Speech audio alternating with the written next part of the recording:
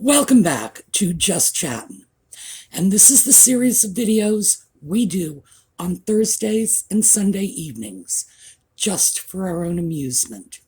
As you can see, I have a bad cat here. It's unusual because he's been boycotting the videos for the last couple of weeks. I guess he is just not getting the applause he demands. Okay, here you go. Star of the video. Run away now. Well, today, quite frankly, the news headlines are nothing but disasters, one after another. So, I thought we would do a couple of things. One, we are going to look at some fun stuff. We're just going to have a laugh. And two, because obviously having a laugh when the world is in a bad place, well, we don't want to make ourselves seem too trivial or unconcerned. So I thought maybe we'd do a slightly shorter video than usual, just out of respect for the fact that there are more important things going on in this world than nutmeg and ginger. So when we come back.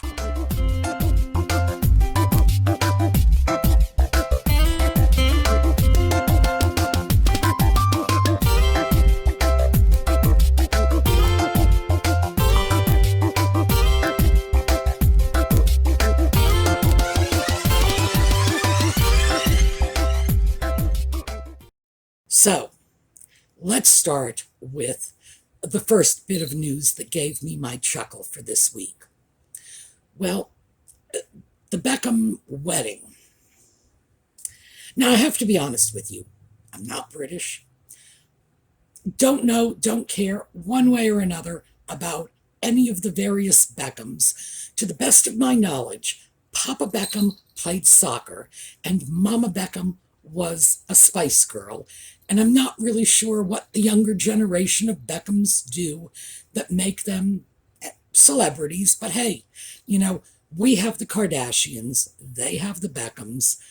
Everybody really needs some celebrities famous for being famous. It's always the way it's been. But young Beckham, Brooklyn, which I assume was named after the city in New York, because I'm really not aware of any Brooklyns in England. You can't make this stuff up. What can I say? Apparently he got married, and there was a big fuss. Oh, nutmeg and ginger are going to show up, and it was just that the rumor mills were working overtime. And of course, nutmeg and ginger's PR was working overtime to keep that going. One rumor story after another. Well, the Express, it's a UK publication, did a story that I think really puts this one to bed for good. And I'm going to read you an excerpt from that story. In the run-up to the much-anticipated celebrity wedding, Harry and Meghan were rumored to have been extended an invite by the Beckhams. But another royal couple, Prince William and Kate, Duchess of Cambridge, had reportedly been invited by the Beckhams instead. A source close to the Beckhams told the Mirror, quote, David and Victoria wrote to William and Kate, inviting them and the family to their son's wedding, and William replied, wishing them a great deal of joy, but they are unable to attend. The paper claimed the Beckhams, quote, agonized over which royal couple to invite to the nuptials before eventually choosing William and Kate due to their, quote, strong relationship with David. The source added, quote, David's attachment and history go back with William and Kate, and they have a very strong relationship, and they were their choice of wedding guests. It was always about them. It was never about Meghan and Harry. They are the people David and Victoria are attached to, and it's always been about them because they've had a long history together. Ouch. Did you notice that from the beginning, the source close to the Beckhams, and I have no idea who that might be, had said that William and Catherine were always going to be invited instead? Apparently, people are starting to see this as an either-or proposition. Either you invite William and Catherine, or you invite Nutmeg and Ginger. And since the invitation allegedly went not just to William and Catherine, but to their family, well, who in their right mind wouldn't extend an invitation not just to one, but to two and possibly more future monarchs of the UK? Because not only is William slated to be king one of these days, but George is, again, in line, and who knows if his brother or sister may take the throne after him. Stranger things have happened. Yeah, I have to say, if I had my choice of having a couple of kings at my kid's wedding, I'm sorry, a king, possibly a couple of kings, maybe a queen. I don't want to leave little Charlotte out. Who knows? She could end up on the throne. If I had my choice between a couple of kings at my kid's wedding or a couple of ex-royals who are making fools of themselves off in California, I mean, it's a no-brainer. So that was my first laugh.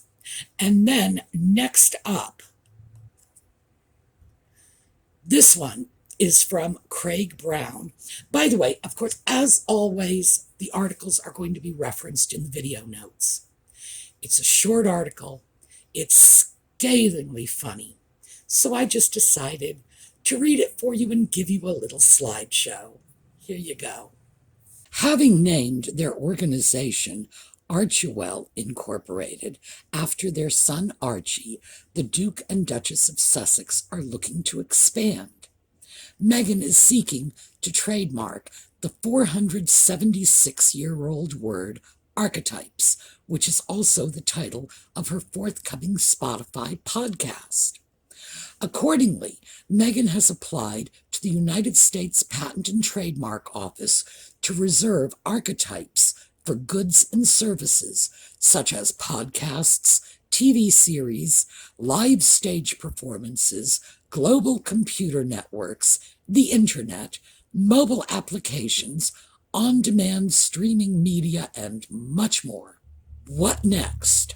The Duchess explains. Archaeology. You know what? Archaeology is so heartwarming. It connects us with people and helps us uncover the inspirational power of the human spirit. When I visited the ancient site of Pompeii the other day, I experienced a truly out-of-body sense that all those ancient people, frozen in time, were literally struck dumb that I had bothered to come by and say hello. Yes, it's a little word, but it means so much and makes us truly human. Archbishop. We need to trademark this lovely old word because it means so much to us. We put Canterbury on the map when we were married in a secret ceremony by the Archbishop of Canterbury. We're now hoping he'll give something back and drop the arch in his name. After all, it's deeply personal to us, whereas he can always call himself something else. Arch enemy. We hope to trademark this lovely old word because it means a lot, not just to us, but also to our compassionate lawyers.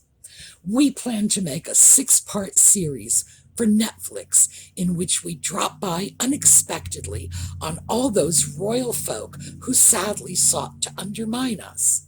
We call them our arch enemies. They know who they are.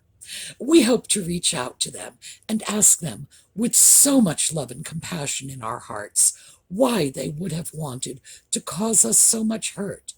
Like when I attended a state banquet at Buckingham Palace, not one person around that table reached out to ask me what my favorite series of suits was. Such a simple, inclusive question, and one that would have meant so much. It makes me sad on their behalf. Compassion is so necessary in these dark times, and that's why we're going to offer our arch enemies the opportunity to own their mistakes on camera. If they want to shed a tear or two for the hurt they caused, hey, that's okay, guys. Let it out. It's all about the healing. And you know what? Begging for forgiveness can be a beautiful thing. Archery. It was a small, struggling sport before we decided to call our son Archie and our organization Archewell. We said nothing, but if I'm honest, yes, we were deeply hurt that the sport never thanked us for the product recognition we brought to it.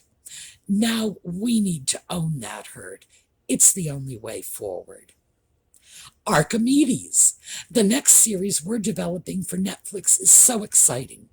A brilliant mathematician is relaxing in his net zero infinity pool in his Speedos when it comes to him in a flash that the ratio of the radius of a circle to its circumference is like based on the number of personal assistants employed by that circle. So he shouts, Eureka, which is the name of his chief personnel officer, and Eureka negotiates a suitable development fee for worldwide rights with a prestigious streaming service. And then we're also hoping to take ownership of these words ending in arch. Frog March, to encourage someone to unleash the power of compassion in order to drive through cultural change by pinning their arms from behind. Starch. We aim to produce a new progressive type of starch, a starch that is proud to say, hey, this collar is too stiff, too traditional, too formal. You guys want to loosen up and unwind, so try new Starchewell, the more casual, relaxed starch. Monarch. When I agreed to join the royal family, they were hurting so bad. But hey, they didn't want to admit they needed help. So I let them cry on my shoulder, and I shared their hurt. I mean, we only have one planet. That's why we at the Archewell Foundation are now reaching out to them to trademark the Monarch, as well as part of a wider nonprofit drive to increase global awareness. Yes, the absurdity of Nutmeg trying to copyright a commonly used word is just, I mean, it's made her a laughing stock, given the fact that the irritation factor has been brewing for a long time, because we are talking about a woman who sues at the drop of a hat, who has created this opaque charity that people are donating to, no accounting for the money, etc., etc.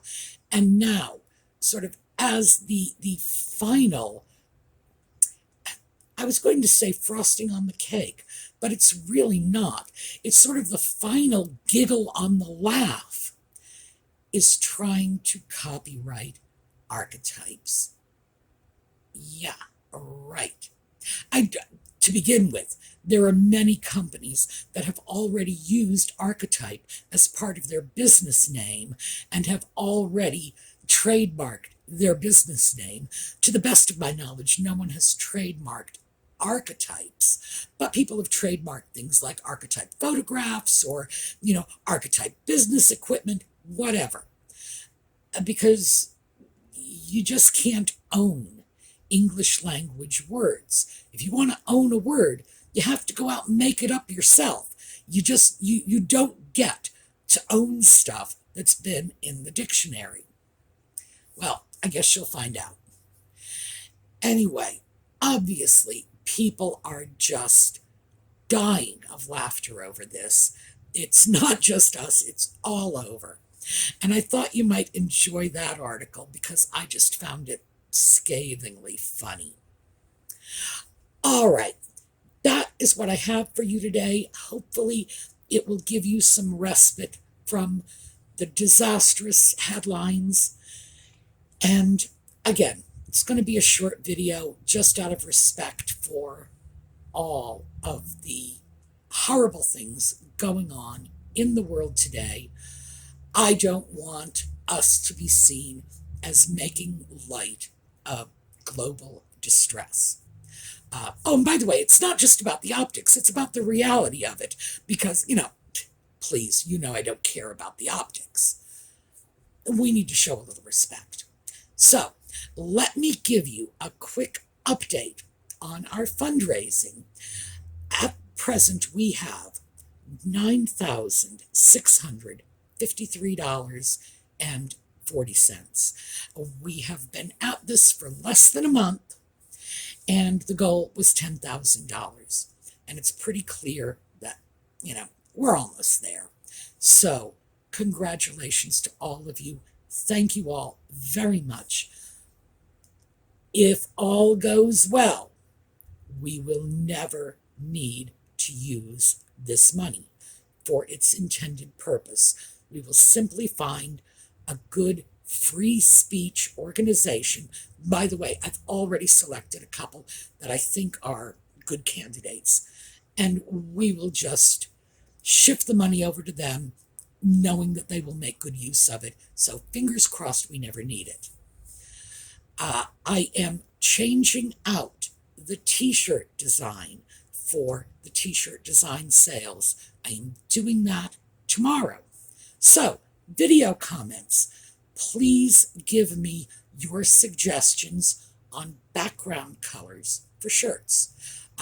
Usually I select 4 or 5 background colors, but do keep in mind, this is a blind woman choosing the colors of clothing you're going to wear. Yeah, not a good plan. So give me your suggestions. Do you want simple colors, black and white? Do you want bright colors? Let me know in the comments because I will be changing it out tomorrow. And the design that is currently on sale is going to be retired permanently. Now, and then the new one goes in. So, last chance to get this one. It won't be coming back.